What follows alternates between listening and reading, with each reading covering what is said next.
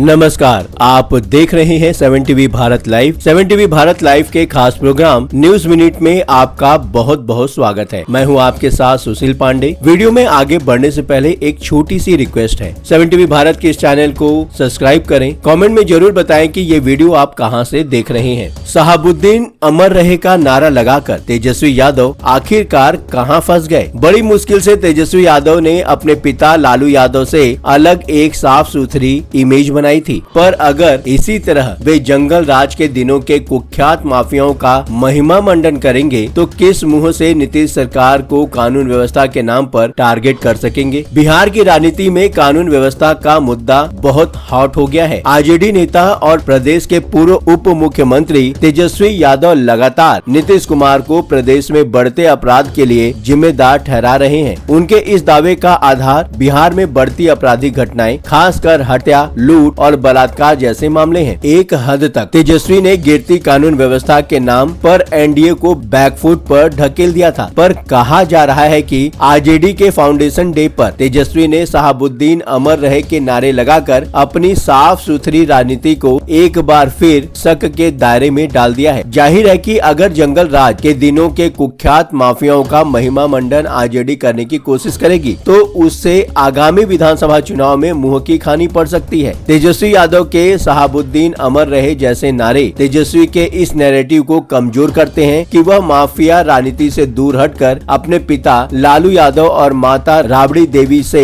अलग एक साफ सुथरी सरकार बनाएंगे। तेजस्वी यादव ने बिहार में विधानसभा चुनाव के मद्देनजर नीतीश कुमार की सरकार पर जंगल राज लौटाने का आरोप लगाते रहे हैं। इसमें कोई दो राय नहीं हो सकती कि बिहार में कानून व्यवस्था की स्थिति कुछ महीनों में बेहद खराब हुई है। तेजस्वी ने सीएम नीतीश कुमार पर आरोप लगाते हुए कहा है कि वे अचेत अवस्था में हैं। मेरे घर के बगल में गोलियां चली लेकिन कोई पकड़ा नहीं गया। उनके अनुसार बिहार में हर जिले में जघन्य अपराध हो रही हैं और नीतीश सरकार ने अपराधियों को खुली छूट दे रखी है। तेजस्वी ने यह भी दावा किया कि नीतीश कुमार अब मानसिक रूप से शासन करने के लिए स्वस्थ नहीं है और उनकी सरकार अपराध नियंत्रण में पूरी तरह विफल रही है। तेजस्वी ने अपराध बुलेटिन जारी कर रोजाना होने वाली आपराधिक घटनाओं जैसे हत्या और बलात्कार की जिलेवार जानकारी दी है, ताकि जनता के बीच यह संदेश जाए कि नीतीश का शासन जंगल राज में बदल गया है। पर शहाबुद्दीन अमर रहे जैसे नारे तेजस्वी के जंगल राज के आरोपों को बुरी तरह से कमजोर करते हैं, क्योंकि शहाबुद्दीन का नाम आरजेडी के उस दौर से जुड़ा है जिसे नीतीश और बीजेपी जंगल राज कहकर प्रचारित करते रहे हैं। 1990 से लेकर 2005 के दौरान लालू राबड़ी के शासन को जंगल राज के रूप में जाना जाता है, जब शहाबुद्दीन जैसे बाहुबलियों को कथित तौर पर राजनीतिक संरक्षण प्राप्त हुआ करता था। एनसीआरबी के आंकड़ों के अनुसार उस दौरान बिहार में हत्या, रंगदारी जैसे अपराध चरम पर थे। शहाबुद्दीन उस दौर में सिवान में डर का पर्याय थे। जाहिर है कि तेजस्वी का एक कुख्यात माफिया के लिए इस तरह के नारे लगाना उनकी छवि को एन चुनाव के मौके पर नकारात्मक बनाता है। हत्या और रंगदारी जैसे अपराधों को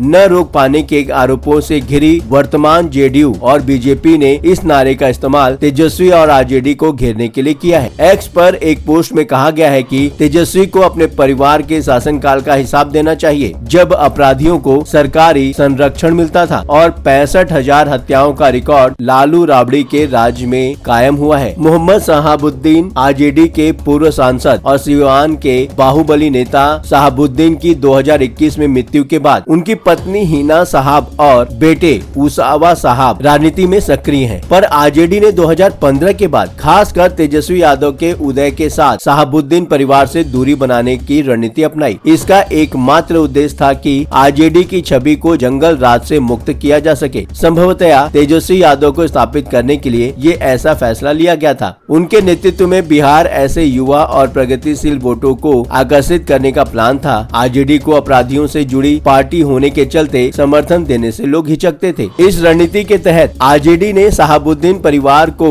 पार्टी के आधिकारिक कार्यक्रमों से दूर रखा और उनकी रिहाई या गतिविधियों पर सार्वजनिक रूप से कोई टिप्पणी नहीं की। उदाहरण के लिए 2022 के गोपालगंज विधानसभा चुनाव में आरजेडी ने शहाबुद्दीन परिवार का समर्थन नहीं लिया, जिसके चलते पार्टी हार गई। राजनीतिक कार्यकारिणी से शहाबुद्दीन की पत्नी हिना साहब को बाहर का रास्ता दिखा दिया गया, लेकिन सिवान एरिया की सीटों पर आरजेडी को मिलने वाली लगातार हार के चलते शायद पार्टी ने अपना यह फैसला बदल दिया। 2024 2024 में ही हिना साहब और उनके बच्चों को पार्टी में फिर से शामिल किया गया। उसी नीति पर चलते हुए आरजेडी के फाउंडेशन डे पर तेजस्वी यादव ने शहाबुद्दीन अमर रहे का नारा लगाकर अपने लिए मुश्किल खड़ी कर दी है। शहाबुद्दीन की पत्नी हिना साहब अपने पति के जिंदा रहते ही राजनीति में सक्रिय हो गई थी। शहाबुद्दीन के जेल में रहने पर हिना ही सब कुछ देखती थी। आपराधिक मामले में सजा होने के बाद चुनाव आयोग ने शहाबुद्दीन के चुनाव लड़ने पर प्रतिबंध लगा दिया था। आरजेडी ने हिना साहब को 2009 और 2014 में लोकसभा चुनाव के लिए सिवान सीट से टिकट दिया, पर दोनों ही बार पराजय मिली। 2024 का लोकसभा चुनाव हिना ने निर्दलीय लड़ा, लेकिन फिर भी जीत नसीब नहीं हुई। जाहिर है कि आरजेडी और शहाबुद्दीन दोनों मिलकर और अलग अलग लड़कर भी देख लिए, पर दोनों को सफलता नहीं मिली। अब 2025 विधानसभा चुनाव लालू और तेजस्वी यादव के लिए बहुत महत्वपूर्ण है। उधर शहाबुद्दीन की पत्नी हिना को भी अपने बेटे की चिंता सता रही है। उसामा की राजनीति में एंट्री बिना लालू यादव की मदद के संभव नहीं है। ऐसे में दोनों पक्षों को एक साथ एक बार फिर आना पड़ा है। प्रशांत किशोर की जन स्वराज पार्टी आरजेडी के पारंपरिक वोट बैंक, विशेष रूप से मुस्लिम वोटरों में सेंध लगाने की कोशिश कर रही है। मुस्लिम आबादी जो बिहार की कुल जनसंख्या का 17.70% है, आरजेडी के लिए एक महत्वपूर्ण वोट बैंक रहा है। प्रशांत किशोर ने 2024 में घोषणा की कि जन स्वराज पार्टी 2025 के चुनाव में सभी 243 सीटों पर लड़ेगी और कम से कम 40 मुस्लिम उम्मीदवारों को टिकट देगी। आरजेडी ने हाल के वर्षों में मुस्लिम समुदाय को पर्याप्त प्रतिनिधित्व नहीं देने का आरोप लगाया था। उदाहरण के लिए 2020 के विधानसभा चुनाव में आरजेडी ने केवल 19 मुस्लिम उम्मीदवारों को ही टिकट दिया, जबकि मुस्लिम आबादी के अनुपात के हिसाब से यह संख्या बहुत कम थी। प्रशांत किशोर ने यह दावा करके आरजेडी के लिए और मुश्किल खड़ा कर दिया कि उनकी पार्टी मुस्लिम उम्मीदवारों के खर्च का भुगतान करेगी। प्रशांत कहते हैं कि बिहार में मुस्लिम आबादी के अनुपात के हिसाब से 1650 मुखिया और सरपंच पद होने चाहिए, लेकिन केवल 1200 हैं। जन स्वराज पार्टी का दावा आरजेडी के मुस्लिम वोटरों को आकर्षित करने की कोशिश है। शायद यही सब कारण है कि तेजस्वी यादव ने वक्फ बोर्ड संशोधन बिल जैसे मुद्दों पर जिस तरह का आक्रामक रुख अपनाया है, वैसी उनसे उम्मीद नहीं थी। अब आपसे सवाल है, शहाबुद्दीन अमर रहे ये नारा लगाकर तेजस्वी यादव ने क्या यह साबित किया है कि अभी भी जंगल राज की स्मृतियां उनके अंदर विद्यमान हैं? आपकी क्या राय बनी? कमेंट बॉक्स में जरूर बताएं। यदि आपने अभी तक इस चैनल को सब्सक्राइब नहीं किया है तो देर किस बात की, चैनल को सब्सक्राइब करें, वीडियो को लाइक और शेयर कीजिए। हाँ, यदि आप भी अपनी कोई बात 7 टीवी भारत लाइव तक पहुँचाना चाहते हैं तो वीडियो में दिए गए व्हाट्सएप नंबर 9998323655 पर आप हमसे सीधे संपर्क कर सकते हैं। 7 टीवी भारत की टीम आपकी बात सुनेगी। फिर मुलाकात होगी। लगातार खबरों के लिए बने रहिए 7 टीवी भारत के साथ।